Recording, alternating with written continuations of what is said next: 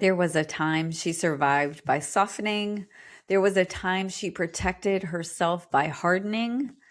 But now she does neither. She stands, not guarded, not collapsed, not explaining. Her boundary is not a wall, it is a knowing, an edge held in love, a line drawn without anger, a presence that does not chase or retreat. I'm not going to claim that that's me all day, every day, but it is where I find myself more and more, and definitely what I am bringing my attention to and working toward, especially in March.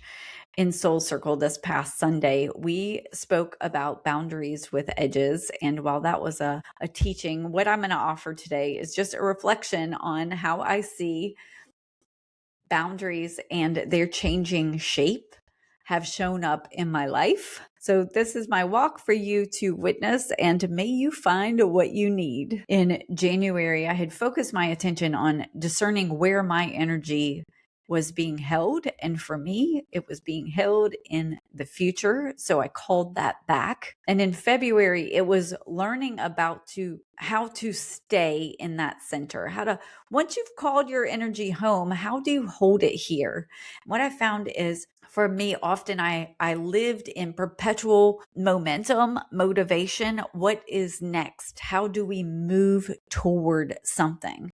So learning how to be center was learning how to stay in the ordinary, stay in stillness, not just stillness of my mind, but stillness of what's next. If what's next is just now is next. It was uncomfortable for a little bit, but I got pretty good at it. And as we were approaching March, what I found was I was ready for contact. Now, I do think holding center in solitude would be significantly easier. However, I know that I am here as a relational being, so I am going to have to learn how to hold center and make contact. So that's what I started thinking about boundaries, and really as having boundary as an edge. You can walk up to an edge. You can reach over an edge. Someone can reach over to you. The line is drawn, but it's not a wall. There is still intimacy. There is still contact. This is not a teaching that I have learned from anywhere. This is my reflection on my walk.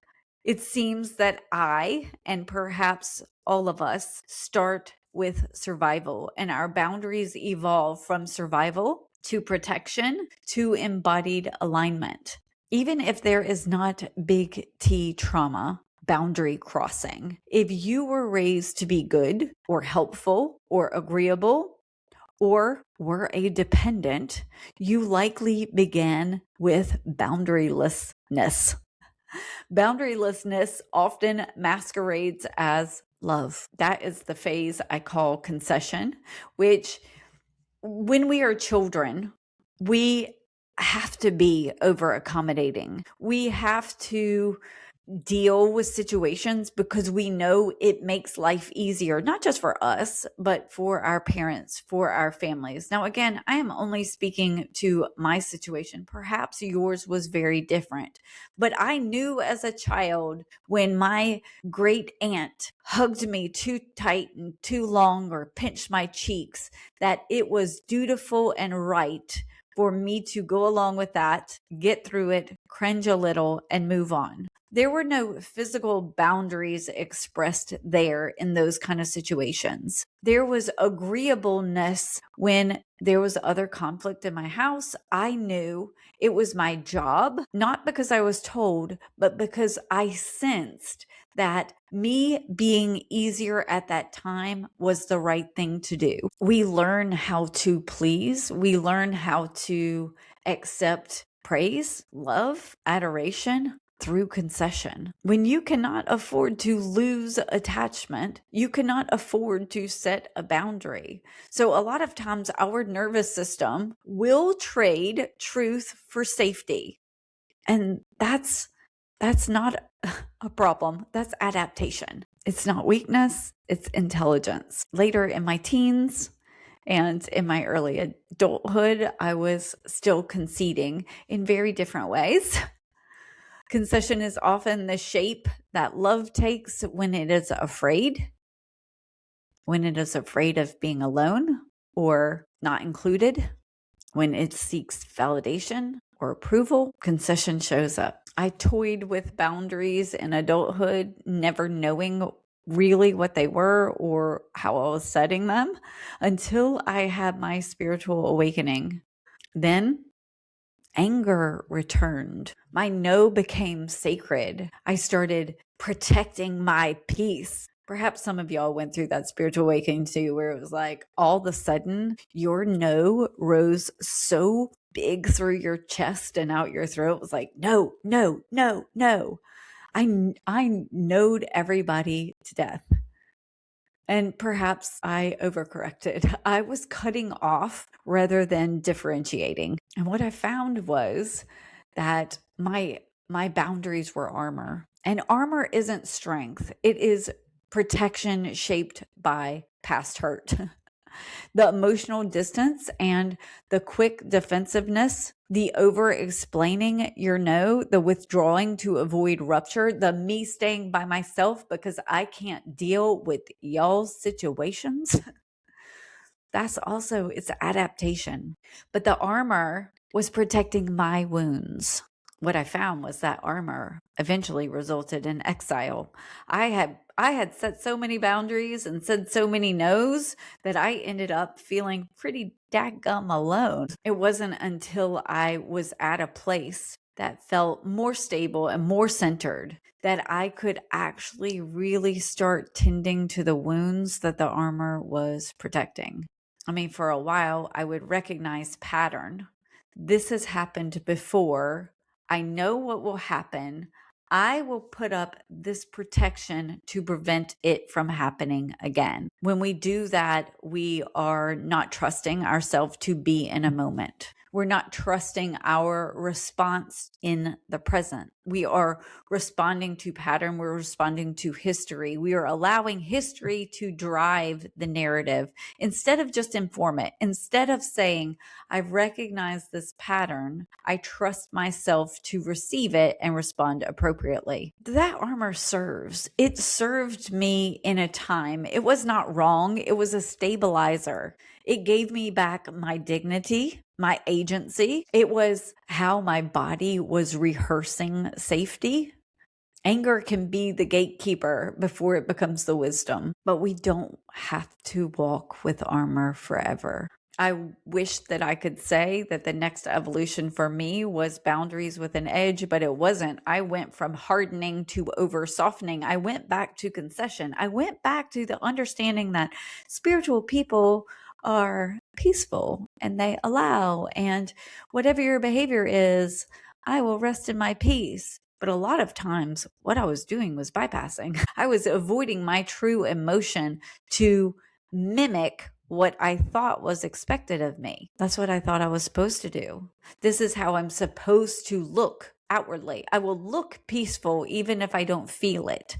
I conceded my own truth to stand in what I thought I was supposed to be doing. I didn't hold people accountable for their actions. That's the other thing about boundaries is a lot of times, especially if you are intuitive, you expect or anticipate other people to respond intuitively as well. And that's actually not fair. One thing about having boundaries with edges is you learn to communicate what you expect. You learn to communicate how you feel. And it's not done with anger, and it is not weaponized. It is softened not to concession, but softened to clarity.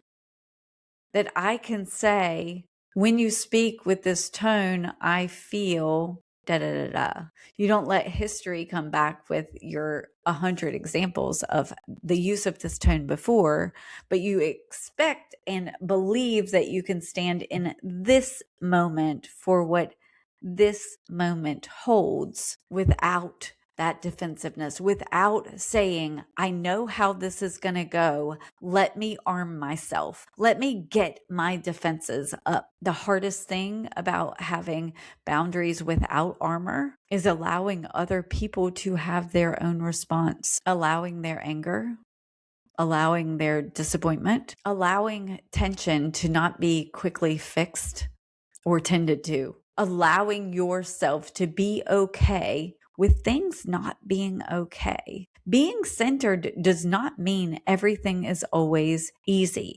It means that in every situation, you choose not to abandon yourself. Boundaries with edges are not rigid, but they're not porous. They're responsive, and it requires centered presence. It requires being authentic. It requires a regulated nervous system. Your body responds to patterns before your mind does. So when you start to fix things, or if you decide to suit up your armor or grab your weapon, you will often have done that before your mind even really knows it. That's why my practice this month is noting it, noticing when that happens for me, and then asking, what wound am I protecting? If I quickly go to fix a situation with somebody, what am I fearful of? Do I fear their abandonment if I don't make this better? When you have those reactions, it requires you to look within, not at their behavior, but at your response to their behavior. What are you protecting? Because when there's nothing, you can engage without that. And that's the boundary with an edge. When you can stay open while still staying intact, when you can not rush to fix it, not rush to anger. That boundary, that kind of boundary doesn't even rush to announce itself. It doesn't say, this is my boundary. It holds itself. It holds shape without hostility, and it allows you to let them be them without abandoning you. The armor pushes away, but the edge allows contact without collapse. Having a boundary with an edge does not mean that we allow ourselves to be repeatedly disrespected. It means that you don't have to swipe out to hurt them. It means you just make a clear boundary, which might mean no access. And then that's that. We respect ourselves. And I find that setting a boundary with armor and setting a boundary with centeredness feels different. One holds self-trust. It means regardless of your actions, I am whole and I allow you to do you and me to be here. The other is anticipatory of conflict. It is anticipatory of pain. It is saying you've hurt me before and I am armored up to prevent that from happening again. Edges say, I am whole. It doesn't mean you don't get hurt. It means that you won't abandon yourself. It means you won't harden in reaction. You can stay with your sadness. You can stay with your hurt. You can acknowledge your fear without collapsing into it. You can hold your center even when you feel unseen. I can stay in my body while you are in yours. So as I move forward this month, I am just going to be looking for the times where my reaction feels either history driven or that it is pushing me toward either armor or concession. The goal of our boundaries is not to control our environment or our situation. The goal is centeredness. And from there, we make contact. The integrated edge allows intimacy. And I think March, with its warm weather and hopefully buds of spring coming, have us geared up for that. It's time we make contact. Take off your armor and go make some contact. Thanks for listening. I love you.